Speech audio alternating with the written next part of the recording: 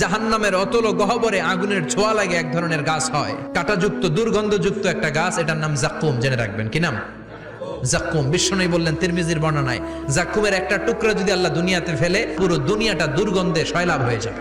পুরো দুনিয়ার মানুষগুলো জাক্কুমের গন্ধে ওই জায়গায় শেষ, পুরো দুনিয়াটা নষ্ট হয়ে যাবে। ওই কাঁটাযুক্ত জাক্কুম তাদেরকে দেয়া হবে, ক্ষুধার চোটে জাক্কুমই খাইতে শুরু করবে। আহা, খেতেও পারবে না, গিলতেও পারবে না, এবার কয় পানি দাও। জাহান্নামীদের জন্য 4 ধরনের ঝর্ণা আছে।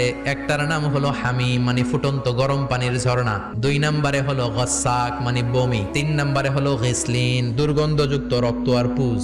4 নম্বরে হচ্ছে মোহল, পোড়া তেল। খা, দাউ দাউ করে এগুলো থেকে আগুন জ্বলবে, তৃষ্ণার চোটে এগুলোই খেতে চাইবে। এগুলোর পেয়ালা যখন মুখের সামনে আসবে, এগুলোর উত্তাপে গালের গোশত, চোখের গোশত, কপালের গোশত গুলো ঝলসে ঝলসে পানির মধ্যে পড়ে যাবে। তৃষ্ণার চোটে না পেরে ওইটাই গিলবে, যেখান দিয়ে বেরোবে কেটে ছিঁড়ে শেষ হয়ে যাবে। দিস ইজ জাহান্নাম। আমরা জাহান্নাম থেকে পানাহ চাই।